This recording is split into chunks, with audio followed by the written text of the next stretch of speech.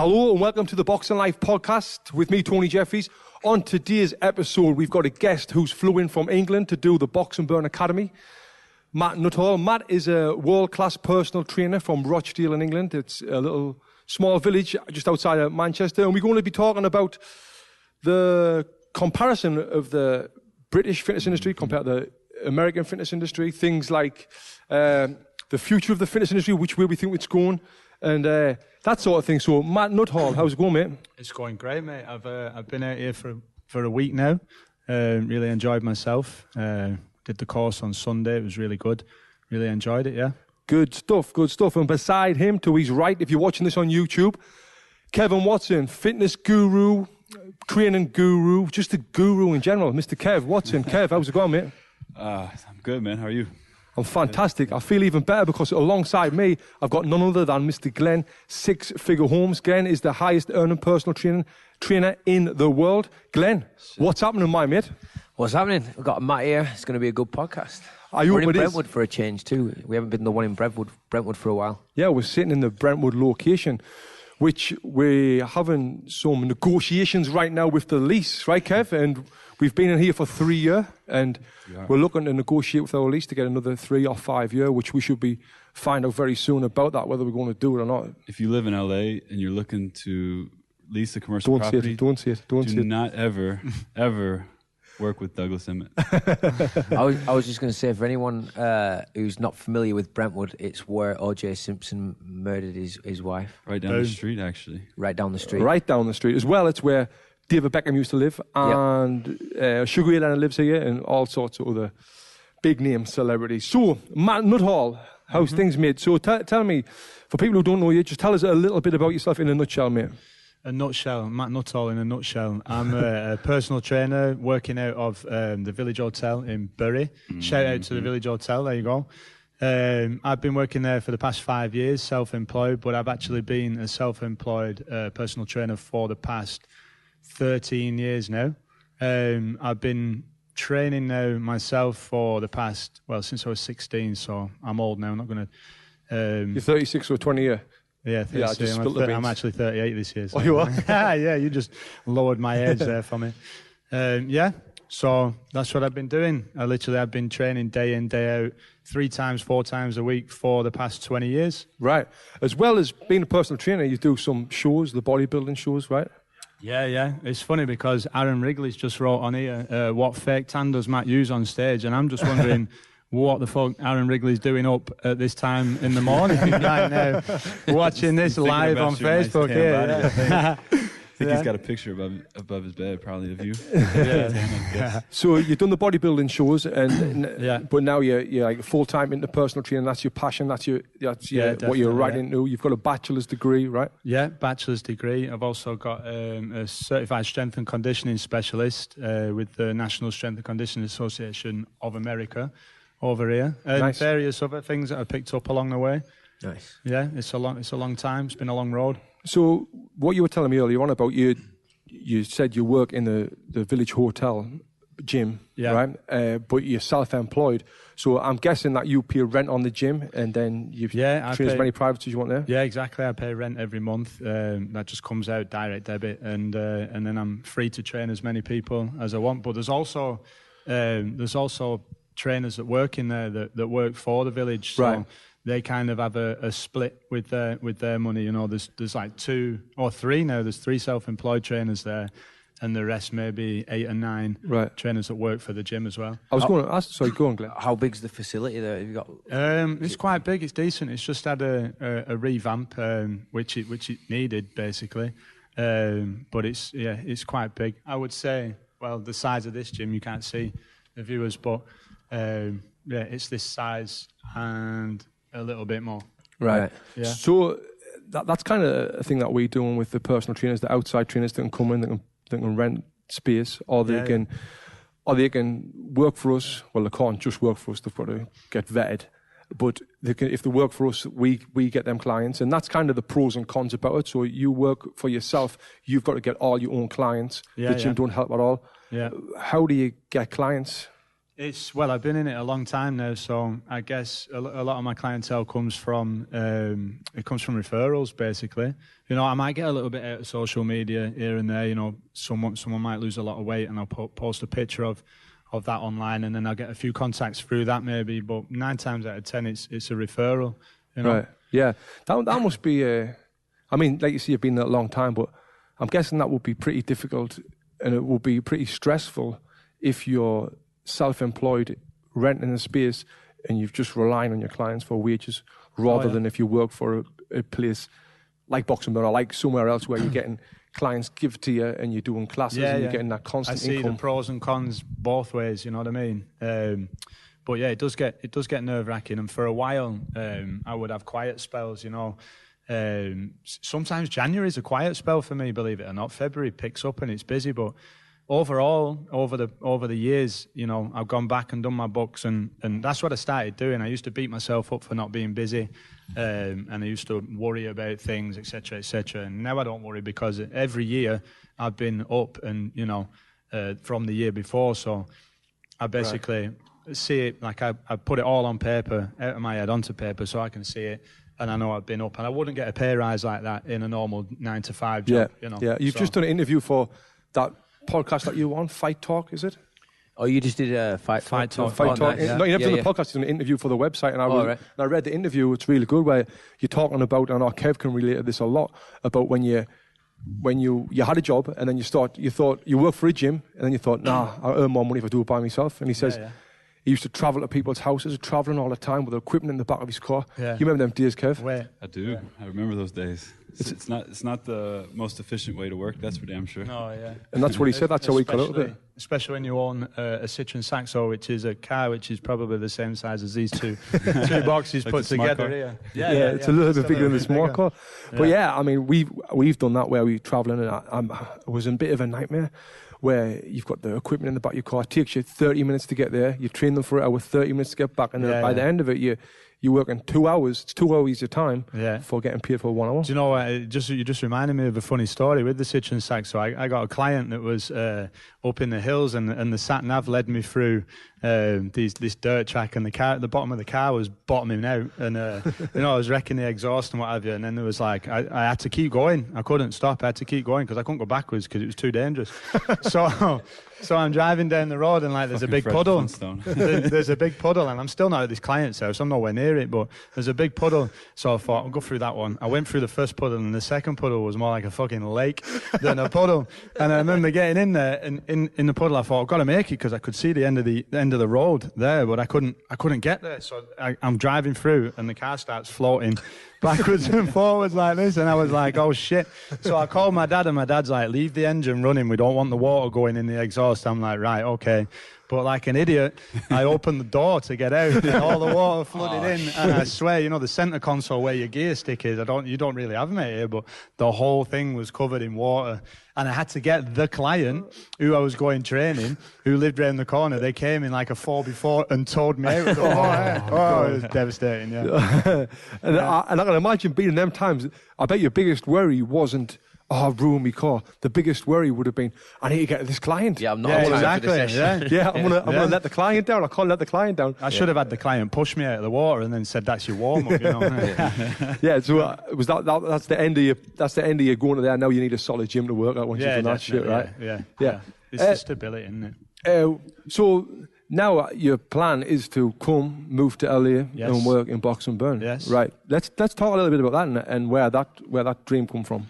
That dream came from, where did that dream came from? It's been so long now. We came on our honeymoon, actually. We rented a camper van and did like the Pacific Coast Highway, Vegas. We came again, we went to, I'd say it's quite funny actually. Then I came on holiday and I met you and talked about the job, etc. And we came back and we started the whole visa process. And then after that, we actually, my wife won a trip on Capital FM. Shout out to Capital FM. Thanks, guys. So she won an all expenses paid trip to LA, and she literally phoned me up like it was 8:30 in the morning. I was just starting work, and she phones me up out of the blue, and she's like, "We're going to LA. We're going to LA." I said, "I know, we're going. Just bear with it. It's going to take a bit of time. We'll just keep working towards it. She goes, no, you dickhead. We're going to LA. And I'm like, what do you mean we're going to LA? She said, we're going in June. I've just won this trip on the radio. I'd literally just switched radio stations and missed it. Yeah, mental. Yeah. So I messaged him straight away and I'm like, listen, mate, if this isn't fate and I'm not supposed to work here, I don't know what is. So we hooked up and I trained you and then I'm back again. I can't get enough of the place. Back again. And how many classes have you done? Like boxing burn classes? This week I was just messing about, and I just 15. You know, but I really enjoyed it. I done the 7 o'clock class. I done the 8 o'clock class. You know, I figured I've got nothing else to do. You know what I mean? And I'm here I want to meet people and chat to people. So we want more people like Matt who comes over here, wants to work classes and wants to work for free. So you work for free, loads of free labour. Yeah. But you got experience. You met some good people. You've been watching the TV show. Good people, he's been watching the TV show Kingdom, and then he bumps into Frank Grillo in the gym. Never knew he was a client here. Guys in the gym, absolutely sound guy. Helped me out massively. Yeah, sparred with me. How'd that go? Pretty much beat the shit out of me. I kind of let him because he's an actor. You know, I don't want to do anything to his face. So. That was great. Frank's a good guy, and you've met loads of other people in the gym and. So now, to get your visa to get here, you need some publicity. Publicity, that's it. I guess this is some part of publicity right now. Yeah. Yeah. Because what you need to do to get a visa, now we try to do the thing where our company, and Kevin, I need to talk about this later because I've spoke the lawyer, but things have changed, where we want to try and use our company we changed it to an E-entity company where we can sponsor British people to come over. Now, we can't do that anymore. I need to know I don't know the ins and outs of it, but now what we can do, we can still sponsor people, but you've got to have a extraordinary ability, basically. Yeah, you've got to be an X-Men, basically. And my head fits the bill. I look a bit like Professor X. I should have just wheeled in here. So what Matt needs to do now is get publicity. He's already trained a lot of athletes, like the boxer Scott Quigg, who was a former world champion, Mark Wilson, the footballer, Ibrahim Bohr, who played for AC Milan, our good friend Zoe Robinson, the Paralympic champion, that night, and a few more. Yeah. So, that's great, and we really want to get you out here because you know your shit. You're not just not just funny and a good character. You really know your shit and your hard work. We can see that from the get-go. So now you've been in the industry for forever, right? Where can you see the industry going? What trends and where can you see it going in the future? Well, I think now's the time for... and I want to know Kev's and Glenn's point on this as well. Yeah, now's the time for individual setups, gyms basically. I think the big health club chains have had their day and people are going right back to the start. And going to smaller clubs, independent gyms. I think they're going to be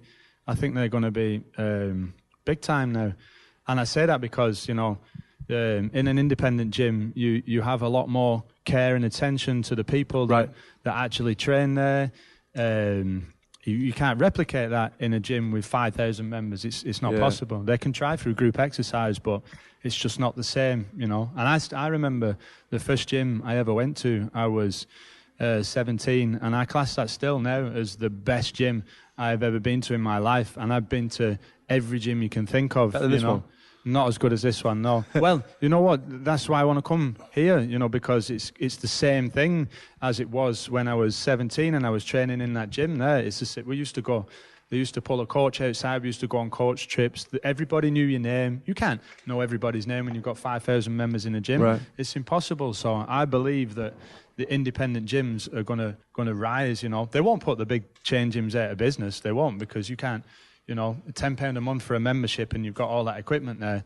That won't happen. But people will start going more and more to independent gyms, I think. I think members are more educated now on what gets results too. Exactly. I think they used to kind of be sold by the big corporate gyms, like sitting on a machine, doing 10 reps, moving to the next machine, some guy telling them what to do.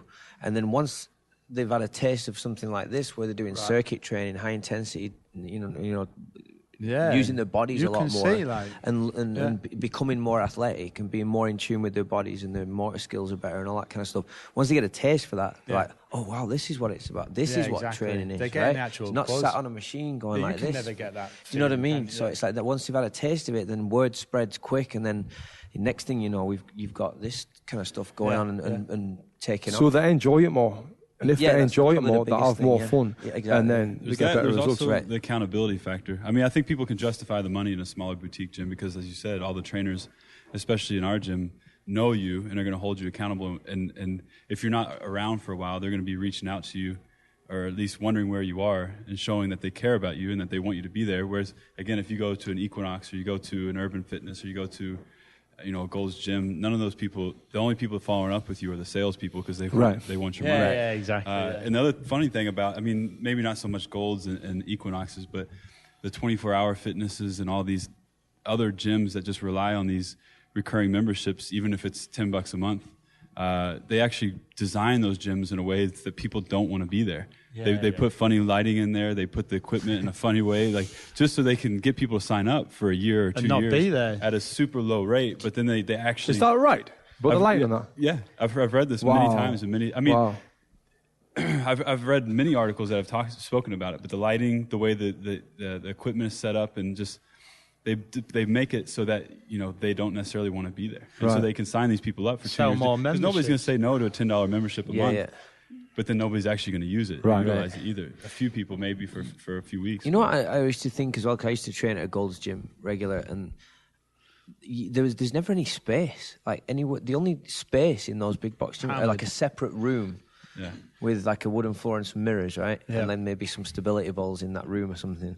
But there's never any space. It's just jam-packed with machines. Absolutely hammered, yeah. And the overhead for that equipment's crazy. But I think the smaller boutique gyms, like what we have and what you see with all these CrossFit boxes and stuff, is they have more functional space where it's more open, less equipment, but better trainers, because the people are the ones that make the facility. They're the ones that make the gym great. And they don't, a trainer doesn't need, 1,000 pieces of equipment. They just need to know their knowledge, and they can get by with minimal amount of equipment. Yeah. Like when we started, we had an empty warehouse with, I think all we had was med balls, jump ropes, and mitts, and us.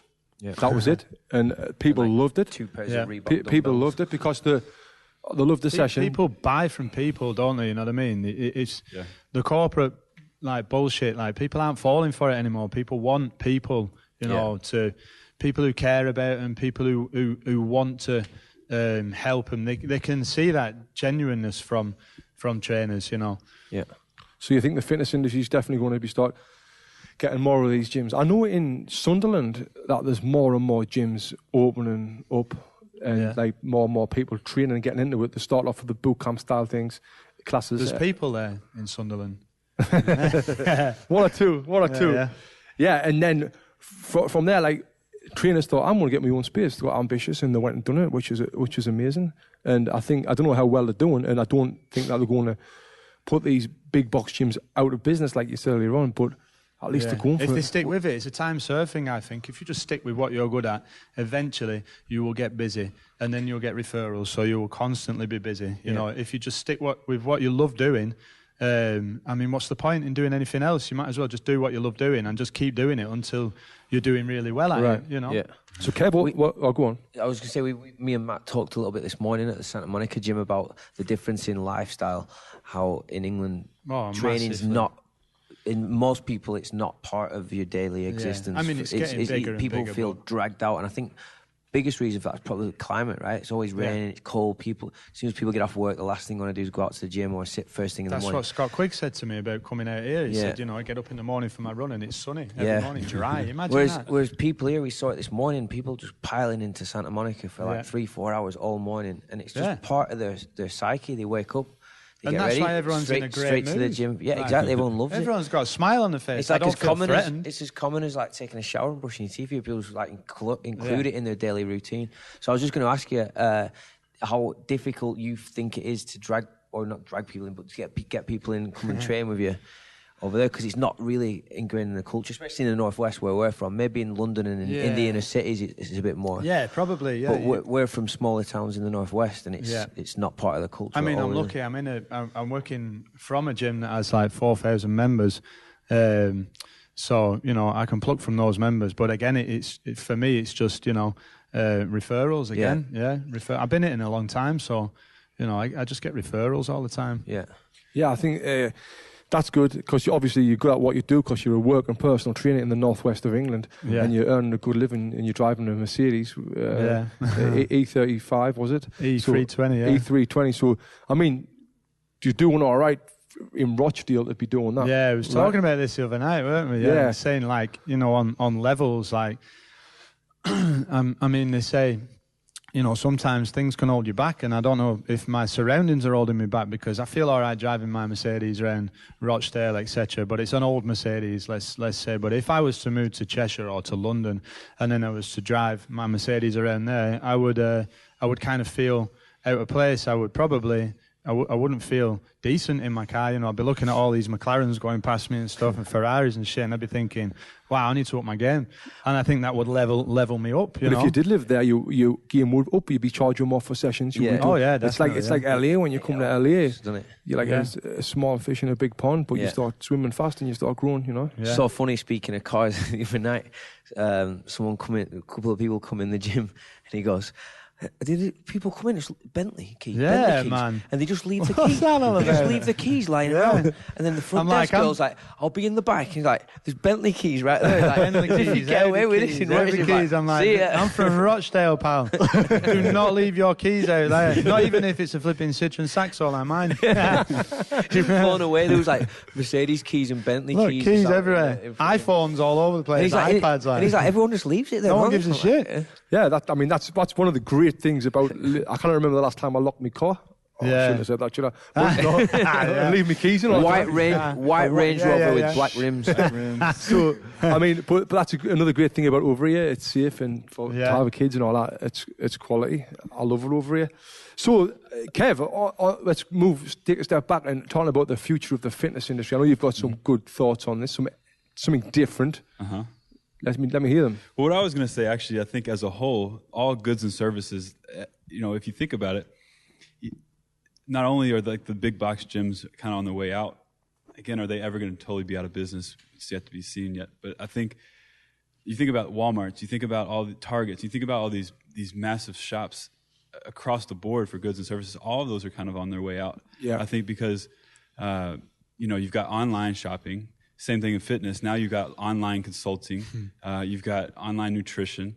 But then outside of that, with physical stores, they're having much smaller boutique, more niche and kind of specified stores. And I think as a whole, across the board, we're starting to see that trend, not only in fitness, but just in all goods and services. But yeah, I think Matt hit it right on point with the smaller boutique gyms definitely being the next trend. Well, not the next trend. That trend is here and it's happening. But then there's also the online stuff, and even beyond that, one thing I'm really excited about, and I've got a few ideas. I don't want to give the ideas away, but I think the virtual reality world is coming. Yes. It's not coming. It's here, and there's a lot of things I think that are going to really take hold, specifically in fitness, via virtual reality. Shit, I'm scared. Scared? No. So basically what it's going to be some really super overweight trainer sitting at a desk all day with some goggles on. Yeah.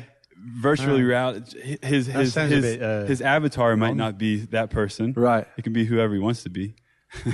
But they're going to be there, with somebody else in their home gym, training them and telling them what to do. It reminds me of the movie WALL-E at the end, where they're all just sat, communicating with each other through the screens and drinking big gulps. Yeah. We're going to have our glasses on. We could be anywhere in the world, but we're just... There's that other movie with Bruce Willis called Surrogates. Have you seen that?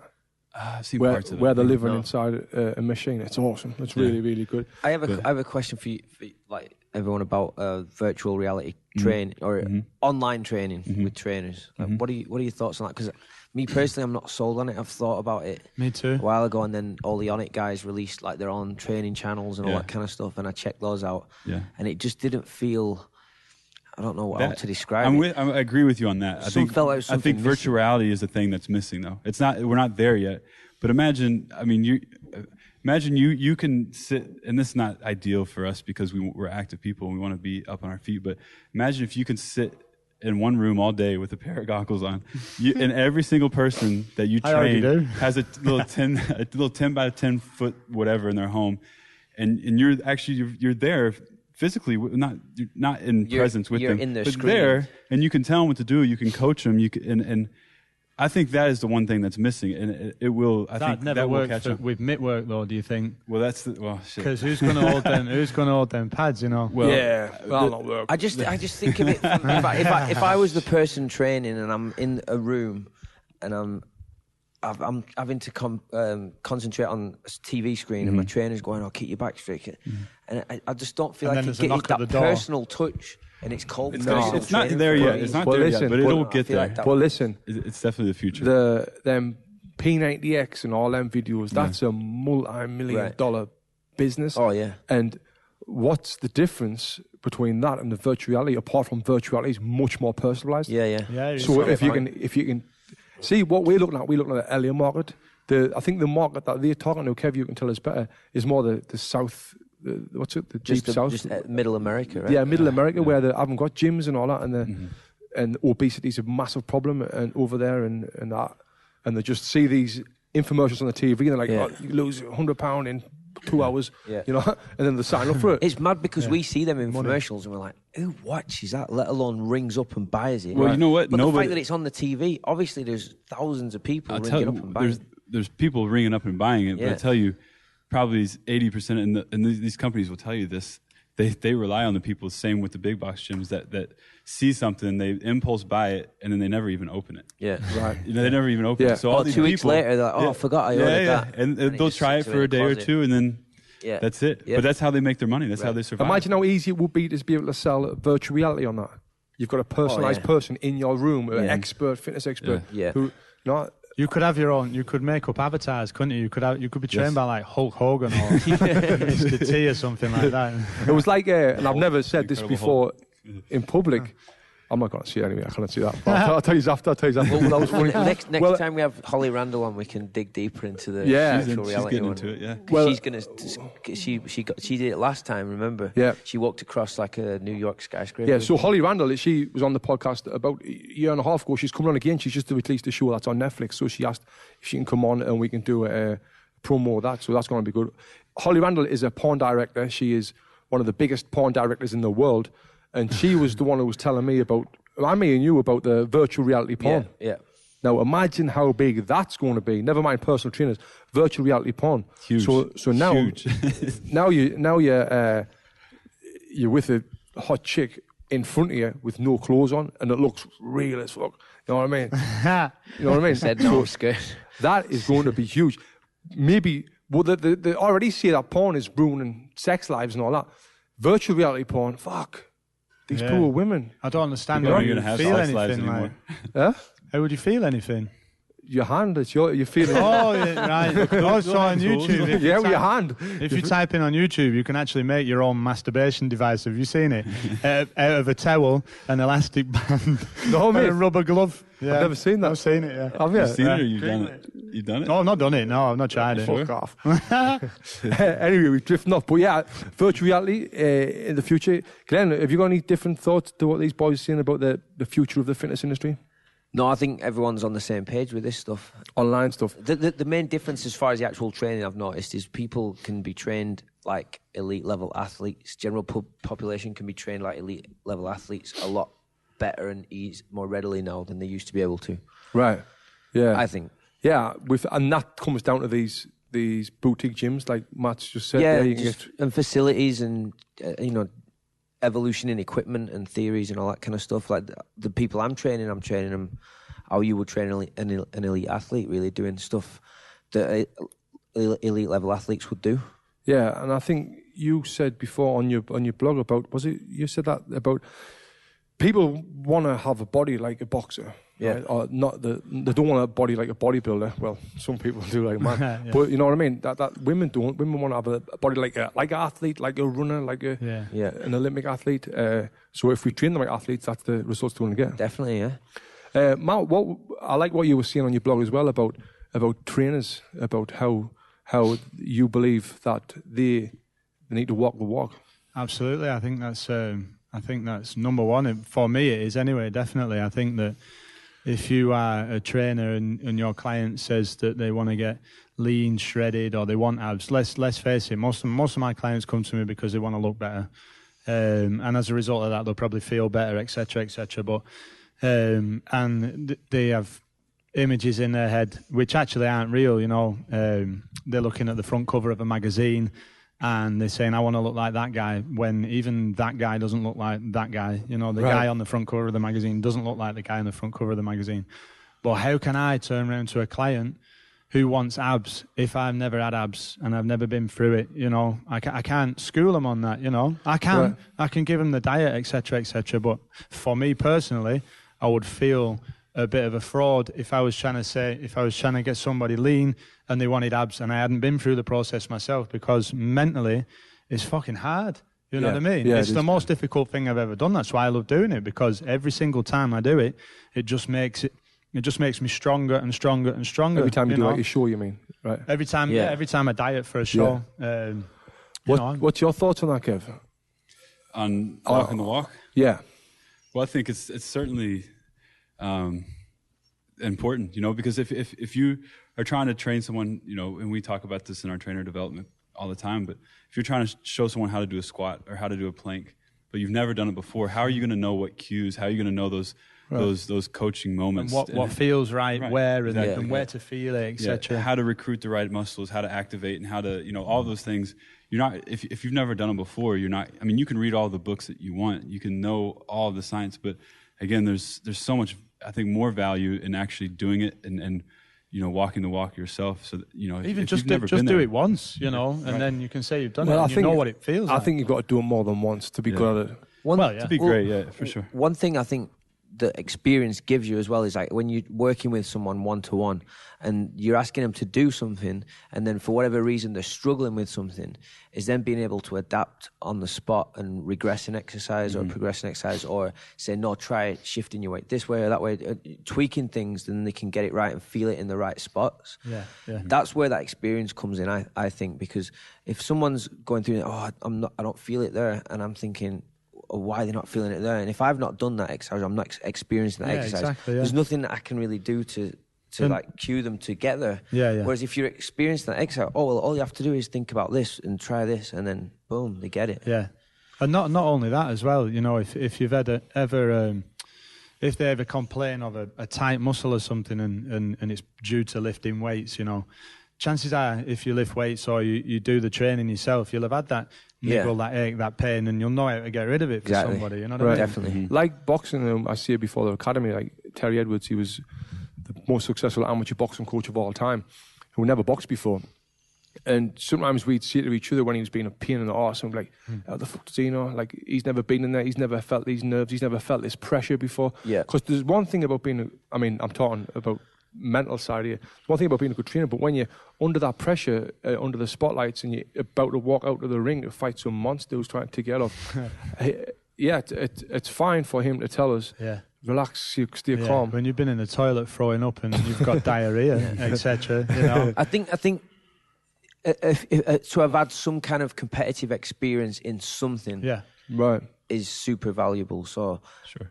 I think that's more than anything, not necessarily psychological side of it, definitely, It's interesting you brought that up, because I was watching an interview with Chris Eubank Senior the other day, and he was saying how he's got way more advantage training his son over any other trainer in the country, because he was a fighter. Yeah. And he was at that level, and he knows exactly what to go through, and he's like, no other trainer has done what I've done, so I've got more advantage over a trainer. In boxing, if you're a great trainer and you've got that experience as well, I mean, you can't beat that, but it's very hard to find someone who's a great trainer. Exactly. A great fighter or a world champion does not mean you're a great trainer. Not at all. You don't necessarily even have to have competed at the elite level, but, you know, and again, there's a lot of a crossover. Like, for example, I could have competed in basketball at a high level, but not necessarily football or boxing. But I still know what it's like to compete at a high level. You've got that feeling. So there's a lot of similarities there. So you can certainly relate. The fight game's a little bit different, I think, because again, there are some similarities, but the fight game, like it's just you and one other person in that room. Yeah. It's not a team. It's not. So that in itself is a dynamic. Once you climb through the ropes, it's just you and that other guy, and then it doesn't matter what your trainer says to you. If you can even hear what your trainer's saying to you at the time, Yeah. Just about every one of my fights, I was walking to the ring, or just about to walk to the ring, and I think to myself, why am I doing this? I'm not doing this ever again. This is my last fight. Yeah. And then as soon as you finish, yes, I want to get back in the gym. I want to train again. And I know I've spoken to loads of fighters that say the same thing. Oh, why the hell am I doing this? Yeah. I'm not doing it again. What's the point? Yeah. And as well, I remember I fought in Sheffield one time, and we had Prince Nazim Hamad's old gym, and I was about to box this lad who was in the other room. I never knew anything about him, but all I could hear was like and you're like, so fast. And I'm in the next one, like thinking, oh shit, shit. These mitts sound amazing, and he was doing all that flashy shit that he does, right? Yeah. I was like, oh my god, and he was shredded. I remember, big black guy shredded. And I was like, fuck. I remember. I went out and I boxed him, and I stopped him in the second round. With a body shot. With a body shot on the abs. Yeah. He was shite, but yeah, it's just the nerves, sounded amazing. Yeah. And that's kind of what we tell people in the boxing world, in the Boxing World Academy. You see all these fancy flash videos. It's good. It makes people feel good. The results are all right, but it's not necessarily means to know shit about boxing. Right. One of the first fights I ever had in kickboxing, I stood next to a guy, and you don't know who you're going to fight. It's like a tournament style on a mat. And I stood next to a guy, and I thought, this guy's got to be in my weight. And he was probably about 6 inches taller than me. He had like a tattoo of a Kempo fighter on his arm here, and then in block capitals down his arm here, it said, "Pain is pleasure." And I was like, I absolutely shit my pants. Yeah. And again, like you just said, yeah, I'm all day, I'm ill. I'm in the toilet, I'm throwing up, I'm back out, I'm pooing through the eye of a needle, and then coming back out again. And he wasn't even in my weight class, and he was shit as well. He was savage as shit, and I was like, oh shit, I wish I'd have got him now. I could have beat him easily. That's funny. It was horrible. When I was 15 years old, the first person I fought, he had a big tattoo on his arm, and he was 15. And I was so scared. Yeah. But I stopped him as well. So tattoos mean nothing. Yeah, exactly. Can't read a book by its cover. Right, exactly. Yeah, exactly. I fought a guy before who was shredded. Not that guy, another guy. He looked like a bodybuilder. He was absolutely like the best 8-pack I'd ever seen in the game. I seen him at the weigh-in. I was like, look at his 6-pack, and he was about 2 inches taller than me. I was thinking, I hope I'm not fighting him. And then as the fights are going on, like in the tournaments as an amateur, about 16, you see he's warming up, and then it's in the weight class. Like, oh, I wish he's still not went in the ring. It might be in my opponent. It's like, shit, I'm fighting him. He's got his gloves on the same time as me.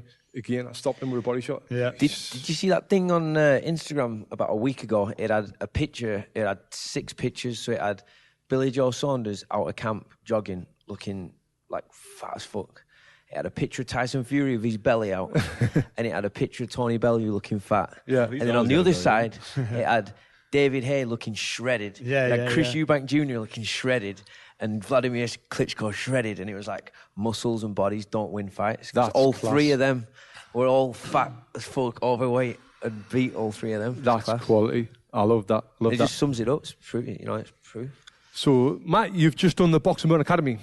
On Saturday, March 26th, we done the Boxing Burn Academy in Santa Monica, level 1, and we had our biggest turnout. If this is the first time you're listening to this podcast, the Boxing Burn Academy is our education program where we teach trainers, fitness professionals, how to teach boxing. And Matt was one of the 45 people that came to the course. It was our biggest course yet.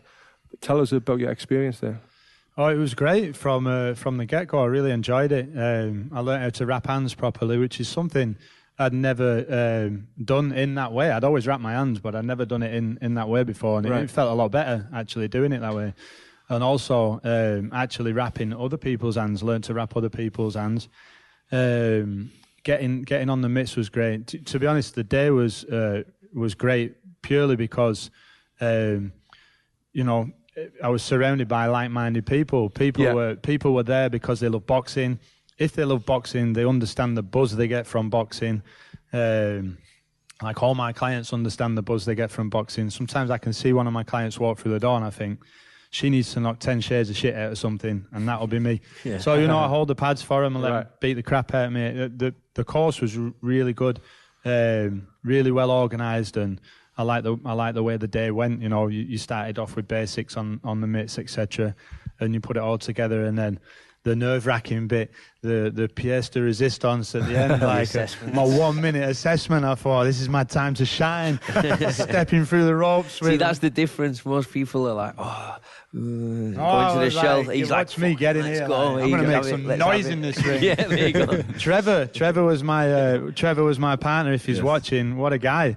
I got him on the pads and he was like, I was like, come on, son. You got lucky. You got lucky. I was very lucky there. Yeah, he's been with us since the beginning. Yeah, I mean, it must have been fate that I got him, because he could hold the pads just as well as me. So I was like, get in. Yeah, that was good. So it was a great day, and the standard was high, and I loved it. I really did. Yeah, I think it was.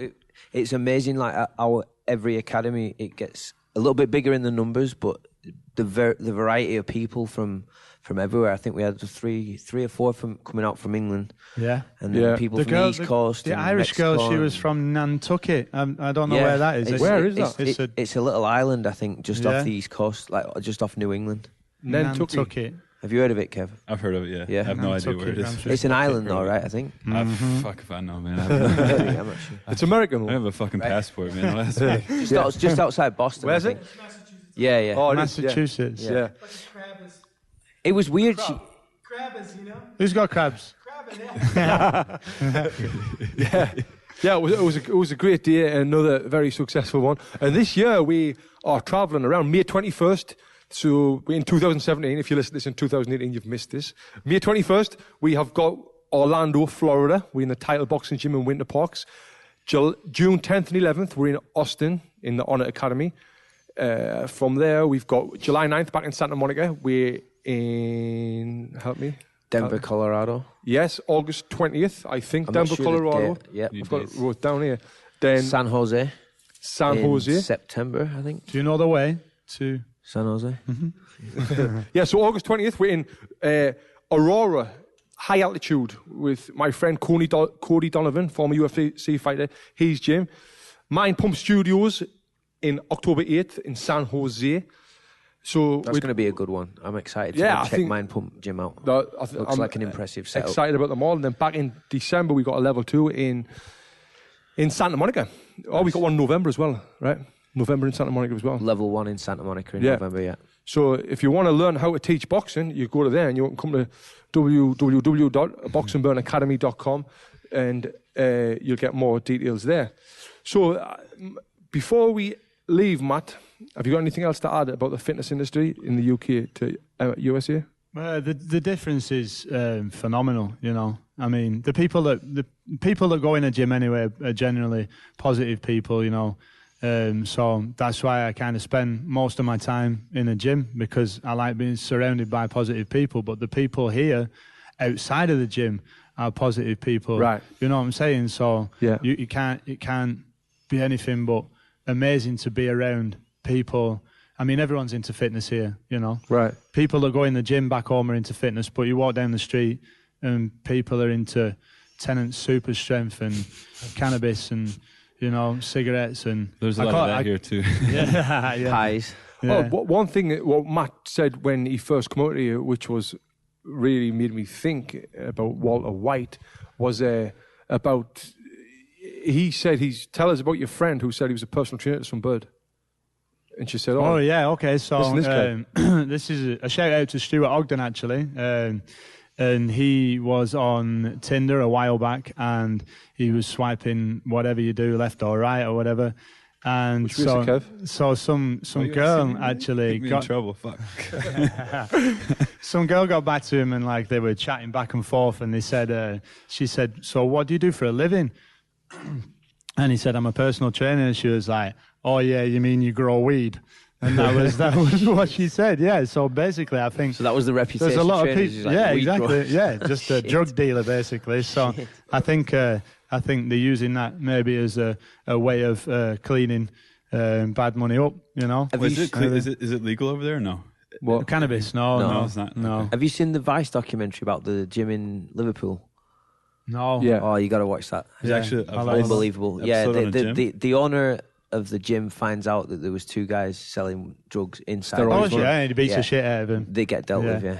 Yeah, I've seen that. That's good. So what about that? Personal trainers is the way to clean drug money in England. There you go. So if anybody needs to clean any money up, I'm here. I only charge 50% of everything you put through my books. But it's a great way, right? That is a great way to launder money. Yeah. Yeah.